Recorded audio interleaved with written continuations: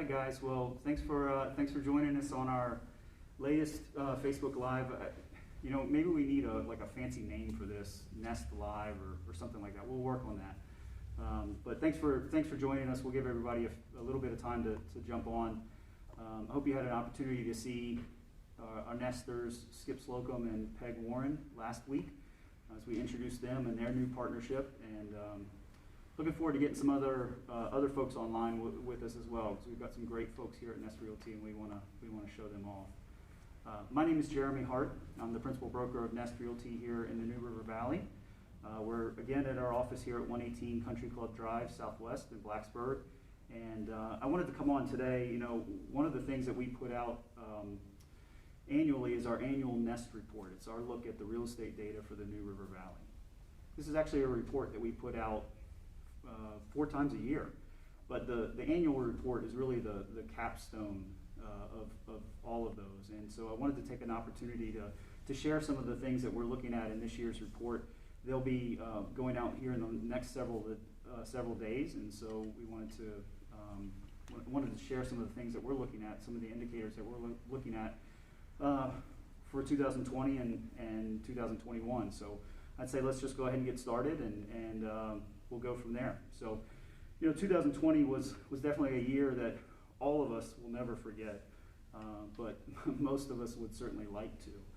As we look in the rear view, it's looking as if economic conditions in Virginia will really continue to improve, and the outlook on housing should continue to remain strong. So what we wanted to do is highlight some of the reasons for that outlook and answer some questions. I know we had a few come in last night, and so feel free to post some others below. We'll try to get to them. So that said, here are 5 things that we are looking at in 2021. During a pandemic, the number of home sales, both throughout Virginia and the New River Valley in 2020, exceeded the number of sales the previous year. Across the state, we saw an increase of 4.3%. And in the New River Valley, that increase was an incredible 8.1%. So that leads us to our first indicator, the consumer confidence in housing. Consumers in general seem to believe that the country is really headed in the right direction economically. And so this is reflected in what's called the Consumer Sentiment Index. It's published by the University of Michigan. We'll continue to watch this index going forward, but signs right now are pointing to continued strong market activity for housing in 2021. Another thing that we're watching really closely is unemployment in Virginia. As you likely know, unemployment in Virginia spiked to 11% in April, but it's continued to fall month over month over the last year, ending 2020 at 6%. It's expected to continue to fall throughout 2021, albeit slower, ending the year at 5%. So now keep in mind, this is still 2 percentage points higher than before the pandemic, but it's another indicator that the economy in Virginia, and therefore housing in the New River Valley, continues to be a really strong move. So that's the second indicator that we'll be watching. And then the third indicator is just interest rates. By now you have heard that mortgage interest rates are at generationally low levels. And there's a great article written by our friends at the Mortgage Reports that highlights this. We'll put a link to that article in the comments right now. We believe that really in many ways these low rates are in large part keeping housing in Virginia strong. The Fed has given every indication that they intend to keep the Fed rate low, which in turn extends to mortgage rates. As a point of comparison, a loan today on the median home in the U.S. costs $140 less every month than the same loan exactly 1 year ago, and it costs $300 less than the same loan 10 years ago. So yes, prices are higher, but rates are sitting where they are, and that's allowing buyers entry into price points that just may not have been accessible 12 months ago. So those are the 3 things that we're watching both nationally and across the state here at Nest Realty. Now locally, we're watching several other data points, and some of those might be of interest to you. Here are 2 of those. In 2020, the average sales price in the New River Valley was up 8.3% over the previous year. Now, based on demand, that is not necessarily surprising. But there are a few communities, Christiansburg, Pulaski, and Floyd specifically, that saw double-digit increases in average sales prices. With these low interest rates, the high demand, and then even more and more opportunities to work remotely, this could be an indicator that buyers are choosing to avoid locales that were previously really in high demand. And then the final indicator is one that might be the most important of all, and that's the available number of homes for sale. We started the year 2021, we started the year with just 1,267 homes in the New River Valley MLS. And that's a decrease of 26% over the previous year. So it doesn't matter where interest rates stay. It doesn't matter at all, because such low inventory numbers are just going to continue to put a massive squeeze on home buyers who are ready, willing, and able to buy. There just aren't enough of them. There aren't enough of these homes. So that's going to be really important to watch. So that's where we are. Where are we going? And the reality is we just don't know. You know, the 5 indicators that I mentioned, they point to continued growth in the housing sector here in Virginia in 2021. But really, managing COVID successfully is going to remain the most important piece of that. You know, we've had construction delays, we've had financing hiccups. COVID is just going to remain a key topic of conversation within the real estate ecosystem in 2021.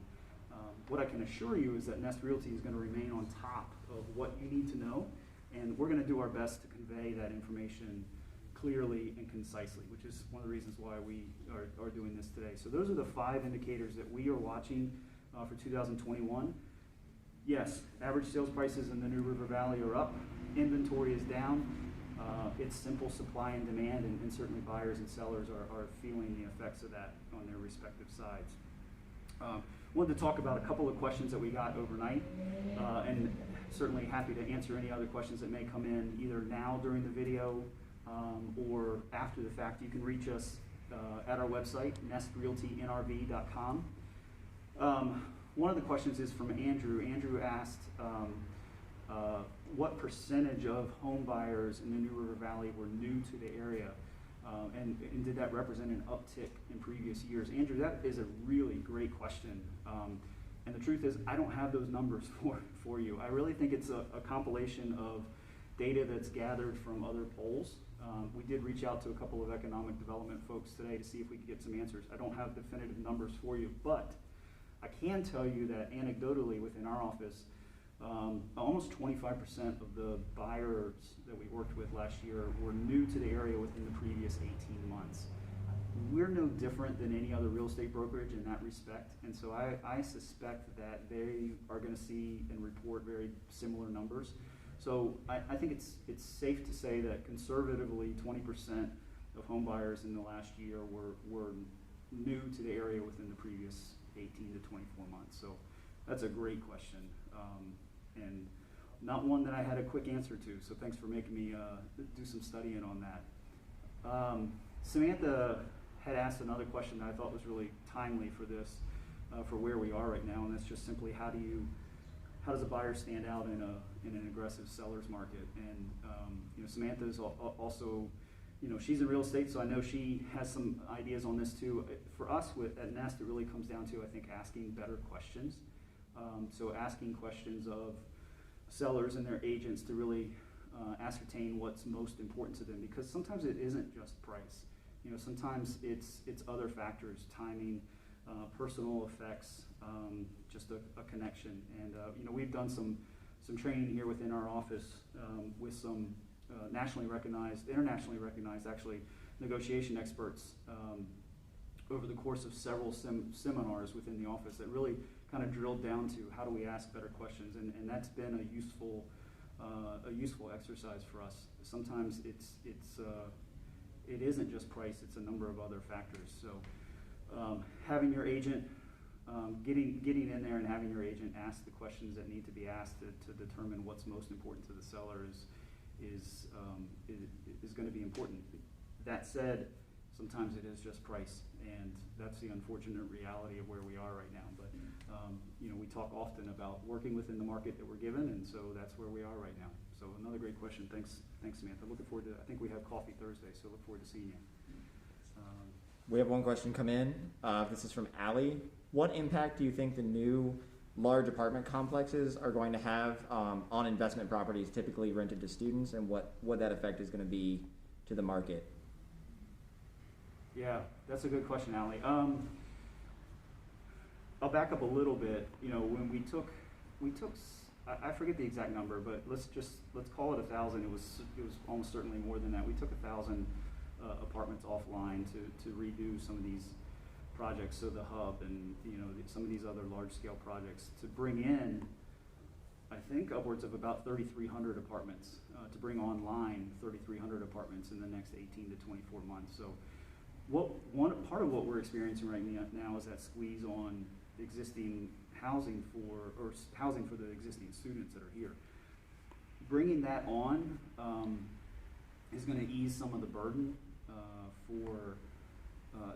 that many buyers are feeling with respect to not getting into houses because they're being snatched up for investors and parents buying for their kids. I think we're going to see some easing there. But Allie, to your question about what's it going to mean for investors, I don't know that it's necessarily going to have an impact on rents, if that's what you mean. We're certainly not anticipating that. In fact, undergraduate housing rents are sort of a leading indicator for graduate professional rents. So graduate professional rents are they're actually following undergraduate rents. So as those go up, graduate professional rents are following, but they're typically lagging behind by 6 to 12 months. So I think it's certainly going to help to bring those apartments back online because it's going to open up some inventory in some other places. But we're not building enough houses, and we're not building enough houses in the sub $450,000, $500,000 range, and so there's still a huge vacuum there that we need to address. That's a topic for an entirely different conversation. Another question. Knowing the tight market, if you're thinking about buying in the next year or two, what moves do you need to be making now to position yourself well? You build a house from the foundation up, and buying a house is no different. So if you're buying in the next year or so, start with the financing. The financing is the foundation. So get that house in order, and we can do the rest of it when it's time to go. But there are steps that need to be taken in order to get the financing in order. Every situation is different, so we don't need to go into the details there. But working with your agent on structuring things so that you've got the pre-approval from a local lender ready to go, so that when the time is right to buy, you're ready to go. Because there are no offers that are going to be accepted with financing in place and no verification that you've done the work necessary to get there.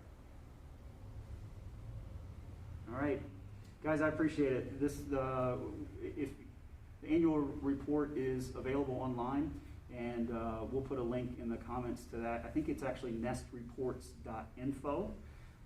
So if you go to nestreports.info, you can see the annual report, both this year and previous years. You can see that there. So that's available now. Hard copies will be delivered to mailboxes in the next week or so. So be on the lookout for those. If you want your own copy, just let us know.